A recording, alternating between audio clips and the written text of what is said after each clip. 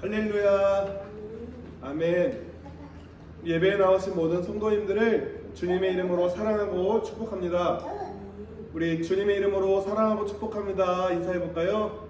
주님의 이름으로 사랑하고 축복합니다. 우리 여러분들 혹시 인생을 살면서 원망해 보신 적 있으신가요? 한두 번은 최소 한두 번 있을 것 같아요. 원망의 사전적 정의는 못마땅하게 여기어 탓하거나 불평을 품고 미워함이라고 합니다. 그러면 원망하는 게 하나님 뜻일까요? 감사하는 게 하나님 뜻일까요? 아멘. 감사하는 겁니다. 하나님은 우리가 원망하지 않고 항상 기뻐하며 쉬지 말고 기도하고 범사에 감사하기를 원하십니다. 오늘 본문에 이스라엘 백성들 중에 섞여 사는 다른 인종들이 있었는데 그들은 출애굽 당시에 이스라엘을 따라 나온 이방인과 혼혈인을 가리킵니다. 그런데 이들이 탐욕을 품게 돼요. 어떤 탐욕이냐? 하나님이 일용할 양식으로 주신 만나와 메추라기에 만나의 실증을 느끼고 고기를 달라고 탐욕을 부립니다. 늘 일용할 양식을 공급하시는데 맨날 먹으니까 질린다 이거죠. 그런데 그것을 탐욕이라 합니다. 우리 세상 사람들도 이런 말이 있죠. 익숙함에 속아 소중함을 잃지 말라. 지금 내게 주어진 환경이 익숙하다고 해서 그 감사를 잃어버리면 안 되겠습니다. 물론 이 말은 익숙함에 늘 머물러서 안주하자는 말은 아닙니다. 저도 이곳 센터에서 예배를 처음 드릴 때 그 첫 마음을 잃지 않으려 합니다. 이곳에서 복지사로 근무를 하면서도 그곳에서 예배를 드려달라는 어르신 부부로 우연같이 예배가 시작됐지만 저는 그것이 하나님의 섭리라 믿습니다. 그렇게 해서 지금 7년의 시간이 흘러가는데 아직도 그때와 다르게 비록 적은 수이지만 이렇게 예배할 수 있는 공간을 허락하여 주신 하나님께 감사드립니다. 그리고 매주 드려지는 예배에 익숙함으로 감사를 잃지 않길 원합니다. 이스라엘 백성들이 매일 먹는 그 양식을 익숙함으로 싫어하였듯이 저도 이렇게 믿음의 공동체, 믿음의 가족과 함께 예배를 드릴 수 있음에 감사해야 되는데 매일 똑같은 인원, 매일 똑같은 형식으로 예배드린다고 제가 만약 이스라엘 백성처럼 원망했다면 하나님은 기뻐하지 않을 겁니다. 그러나 괜찮아요. 제가 거기서 더 나아가서 이 공간에서 하나님이 우리에게 붙여주시는 영혼들로 채우기를 원합니다. 그리고 이 공간에서 하나님이 붙여주시는 영혼들을 제가 전도하기를 원합니다. 그들이 몇 명이 되든지 주님의 제자로서 또 제자 삼는 제자로서 세워지는 그러한 영혼들로 채우길 원하는 선한 욕망은 있습니다. 내가 내 뜻대로 여기가 사람 생각대로 사람이 많아서 건물도 많이 짓고 필요하면 건물도 지어야겠지만 그저 세상 사람들을 생각하는 욕심이 아니라 하나님 지금도 이렇게 감사하게 예배를 드리는데 하나님 붙여주신 영혼 또 내가 전도해서 인도할 영혼 한 영혼을 진짜 제자 삼고 제자 삼는 제자로 키우길 원합니다. 이런 선한 갈망은 제 안에 생겼어요. 근데 오늘 본문 보면은 이스라엘 자손들도 이 원망 불평하는 그 혼혈인들 그들 때문에 다시 원망이 올라와요. 이 불평과 원망은 전염성이 강하다는 사실을 아십니까? 우리 그래서 맹모 삼천지교란 말처럼 사람은 누구와 어떤 사람과 같이 머무르는가에 따라서 굉장한 많은 영향을 받습니다. 그러니까 이 다른 인종들이 탐욕을 품고 야 만나러 안 된다 탐욕이 생긴다 원망하자 이러니까 나머지 이스라엘 자손들도 다시 원망하기 시작합니다. 결국 그 원망과 불평이 공동체 전체로 확산돼서 10절에 백성의 온 종족들이 각기 장막문에서 우는 것을 모세가 들었어요. 근데 모세도 그냥 백성들은 신경 안 쓰고 하나님께 집중하면 되는데 백성들이 원망하는 것을 보고 모세도 기쁨이 사라졌어요. 모세도 기뻐하지 아니하여. 이 작은 몇 명의 불평이 온 공동체를 불평으로 이끌고 또 그 공동체를 이끄는 지도자도 기쁨을 잃어버리게 했어요. 그래서 10계명의 마지막 계명도 이웃의 것을 탐내지 말라, 즉 탐욕을 금하는 계명이 나오지 않나 생각해 봅니다. 우리도 때로 삶 속에서 이렇게 탐욕을 기반으로 한 원망을 하지 않나요? 하나님을 향해, 내 주변 사람들을 향해. 근데 원망하는 사람들 얘기를 들어보면 야, 너도 내 상황이 돼봐, 너무 힘들어 하면서 자신의 억울함과 힘듦을 주장할지 모르겠습니다. 그런데 성경에 이 세상 사람이 겪을 수 있는 가장 큰 힘든 일을 겪은 욥이라는 인물이 나옵니다. 이 욥은 의인인데 사단의 시험을 받아서 자신의 건강이 다 망가지고 엄청난 부자였는데 자신의 모든 재산이 하루아침에 없어지고 자신의 10명이나 되는 자녀들이 한 명도 남김없이 죽는 정말로 세상에서 겪을 수 없는 가장 비참한 일을 겪었어요. 그런데 이 욥이 무슨 고백을 했는지 한번 살펴봅시다.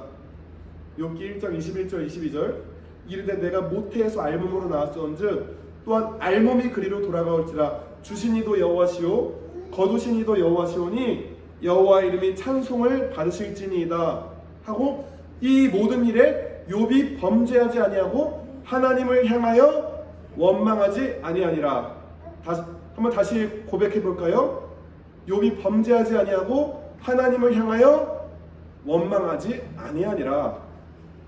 그리고 주님도 가장 억울하고 십자가에 달려 죽임당하는 큰 일을 겪고도 결코 원망하지 않으셨어요. 그래서 우리가 겪는 작은 어려움들을 원망이라는 말로 합리화할 수 없습니다. 내 입에 원망 불평이 많다는 것은 내 신앙 수준을 말해주는 거예요. 잠언 24장 10절에 네가 만약 환난 날에 낙담하면 내 힘이 미약함을 보임이라. 어떤 사람은 이렇게 얘기할지 몰라요. 하나님 기뻐한 다윗도 탄식하는 시를 많이 지었다. 그러니 우리도 탄식할 수 있지 않냐? 그런데 다윗과 이스라엘 백성의 경우는 좀 다릅니다. 이스라엘 백성들의 원망은 습관적이었어요. 늘 하나님을 원망했어요. 배고프다, 목마르다, 정탐꾼들을 보고 부정적인 말을 습관적으로 원망의 사람이었어요. 그런데 다윗은 때때로 탄식할 때가 있었지만 그는 작은 일을 할 때도 늘 주님께 묻는 사람이었고요. 그의 시편에는 탄식시보다 감사와 찬양이 더 많았어요. 비록 자신의 결정으로 고난당한다 할지라도 하나님에 대한 신뢰의 마음은 가지고 탄식했어요. 시편 77편 6절 12절에 이제 다윗이 고난당하는 상황이에요. 밤에 부르던 내 노래를 생각하면서 생각에 깊이 잠길 때 내 영혼이 속으로 묻기를 주님께서 나를 영원히 버리시는 것일까? 다시는 은혜를 베풀지 않으시는 것일까? 한결같은 그분의 사랑도 이제는 끝나버린 것일까? 하나님께서 은혜 베푸시는 일을 잊으신 것일까? 그의 노여움이 그의 긍휼을 거두어 들이신 것일까? 그렇게 철저했던 하나님과의 신뢰가 흔들린 만큼 엄청난 고난의 순간에서 이런 고백을 합니다. 그런데 10절에 무슨 얘기를 합니까? 그때에 내가 그렇게 환난당하는 그때에 가장 높으신 분께서 그 오른손으로 일하시던 때 나는 그때를 사모합니다. 주님께서 하신 일을 나는 회상하렵니다. 그 옛날에 주님께서 놀라운 그 일들을 기억하렵니다. 주님께서 해주신 모든 일을 하나하나 되뇌고 주님께서 이루신 그 큰 일들을 깊이 되새기겠습니다. 원망과 불평과 불신이 올라올 때에 다윗은 어떻게 했어요? 그 원망과 불평과 불신에 자신의 마음을 넘기지 않고 내가 주님께서 이루신 놀라운 일들을 기억하렵니다. 그 크신 일들을 깊이 새기겠습니다. 이렇게 하나님을 바라보면서 원망 불평의 마음을 그렇게 하나님에 대한 간구로 돌렸습니다. 우리가 이 낙담이라는 뜻의 사전적 의미가 뭐예요? 찾아보니까 바라던 일이 뜻대로 되지 않아 마음이 몹시 상함. 결국 원망하고 낙담하는 것은 내 기준대로 일이 안 돼서 마음이 상한 거예요. 하나님 기준이면은 낙담할 일이 없는데 내가 딱 이만큼 돼야지 라고 내 좁은 기준대로 일이 이루어지지 않으니까 원망하는 거예요. 또 어떤 사람은 내 기준에 갇혀서 다른 사람을 원망할 뿐만 아니라 하나님까지 원망하는 사람이 있어요. 그래서 우리가 중요한 말씀은 오직 야고보서 1장 14절 15절에 각 사람이 시험을 받는 것은 자기 욕심에 끌려 미혹됨이니 욕심이 잉태한즉 죄를 낳고 죄가 장성한즉 사망을 낳느니라. 오늘 이렇게 그 이스라엘 백성 중에 다른 인종, 작은 다른 인종이 탐심을 가졌어요. 그런데 그 작은 욕심으로 죄가 생겼어요. 원망하는 죄가 생겼어요. 그리고 죄가 장성한즉 사망을 낳았어요. 결국 이 11장 마지막에 보면은 이 원망하는 백성들을 하나님이 고기를 아주 쳐넣어버리고 입에 쳐넣어버리고 큰 재앙으로 그들을 진노하사 멸하셨다고 합니다. 그리고 그 원망하던 백성들의 무덤을 기브롯 핫다와라 부릅니다. 우리가 이렇게 내 기준대로 내 기준을 들이대면서 왜 안 됐어라고 원망할 게 아니라 하나님이 나를 향한 기준이 뭐지? 라고 일용할 양식을 주시고 또 내 뜻에 하나님 기준이 세워진다면 결코 원망할 일이 없을 겁니다. 그리고 이 백성들은 하나님이 세우신 모세를 향해서 원망했어요. 그것은 결국 하나님을 향한 원망인 것입니다. 우리가 뭐 교회 지도자든 아니면 세상의 지도자든 뭐 가장이든 누군가에게 어떠한 단체의 지도자에게 건강하게 문제를 제기하며 공동체를 바른 방향으로 가도록 깊은 토의는 서로 할 수 있지만 대안 없는 원망만 표출한다고 문제가 해결되지 않습니다. 그리고 설령 지도자의 연약한 모습을 보게 된다 할지라도 그것은 중보할 일이지 함부로 판단하고 원망할 일은 아닙니다. 왜냐하면 그 모든 권세는 하나님이 세우셨기 때문입니다. 그래서 우리가 내 기준대로 바꾸려 하면은 다툼과 원망이 일어나는데 하나님의 기준을 내 마음에 품고 바라본다면은 우리가 그렇게 진멸당하는 일은 없을 것입니다. 하나님께서 우리의 마음과 입술을 잘 지켜주시길 기도합니다. 그리고 이렇게 원망이 불평, 불만으로 겉으로 표출될 수도 있지만 속으로 꿍해 있는 것도 원망의 한 일종입니다. 그래서 하나님은 우리의 중심을 아시고 원망하는 마음에서 감사하는 마음으로 돌이켜서 하나님 뜻대로 살기를 원하십니다. 그리고 이 죄인된 나의 기준에서 탐욕을 부리지 말고 이 탐욕과 원망, 이 작은 죄의 불씨가 전염성이 강하다는 것을 깨닫고 나만 잘못해서 혼나면 되는데 내가 불평해서 다른 사람도 전염돼서 다른 사람도 같이 혼나게 하면 안 되지 않습니까? 그래서 우리는 이렇게 악한 탐욕은 버려야 됩니다. 그런데 우리가 추구해야 될 것은 뭐냐? 선한 욕심은 가져야 됩니다. 성경은요, 인간의 모든 욕망을 악한 것으로 여기지 않습니다. 욕망에는 선한 욕망도 있습니다. 하나님의 축복을 사모한 야곱, 하나님의 백성을 향한 지도자의 선한 욕망, 모세와 에스더 같은 사람들, 예배를 향한 선한 욕망, 다윗, 마리아처럼 말씀을 향한 욕망, 기적을 향한 욕망, 나병 환자, 혈루증 앓는 여인, 베드로와 바울처럼 복음 전도를 향한 선한 열망이 이러한 선한 욕망을 통해서 신령과 교회들이 부흥되고 하나님 나라가 확장됐습니다. 저도 짧은 제 인생 가운데에 하나님 이 위기만 넘기게 해주세요.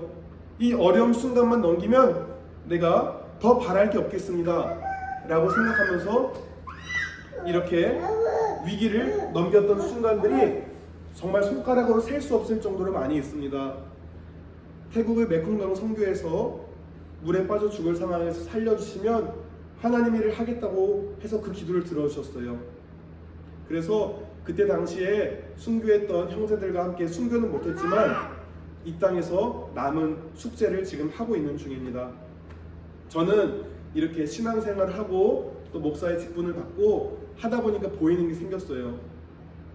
몸과 마음이 아픈 사람들이 많이 보이고 하나님 앞에 자신의 비전을 찾지 못해 갈 바를 몰라 방황하는 사람들, 이렇게 힘든 사람들을 보면서 제게도 선한 갈망이 생겼어요.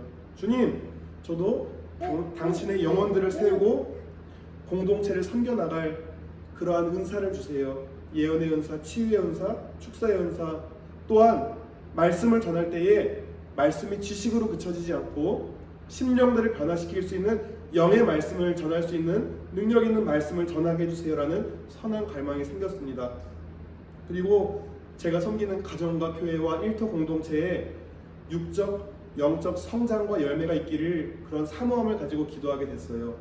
그래서 여러 이유들로 이스라엘 백성들이 탐욕으로 부르짖는 것과 다르게 저는 정말 하나님 나라를 위해서 이런 선한 갈망이 생겼습니다. 그래서 내가 좀 더 주님을 닮아가고자 우리 공동체가 좀 더 주님이 기뻐하시는 열매가 맺혀지도록 그렇게 기도하며 부르짖고 있습니다. 어제 미국에 있는 제 친구가 전화를 왔어요. 그런데 제 목이 좀 쉬어 있는 것을 보고 너 감기 걸렸냐? 이렇게 해서 물어보길래 아니야, 기도원 가서 부르짖고 기도하고 왔어 하니까 저보고 뭐 힘든 일 있어?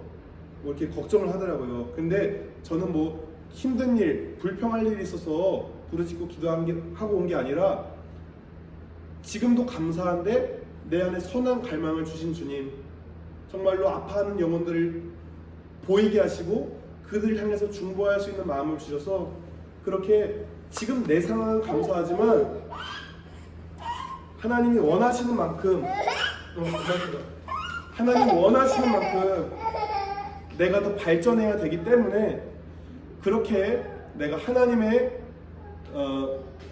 분량대로 커나가게 원한다는 마음으로 내가 기도하고 왔다 했습니다.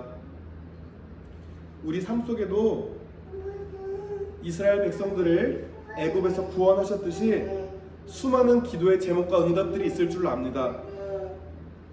그런데 그 감사했던 순간들을 잊고 지금 펼쳐지는 인생의 현실의 눈앞에 바람과 파도 같은 풍락인 환경에 하나님을 신뢰하지 못하고 마음이 요동하고 있고 불평을 하려는 저를 보게 됩니다.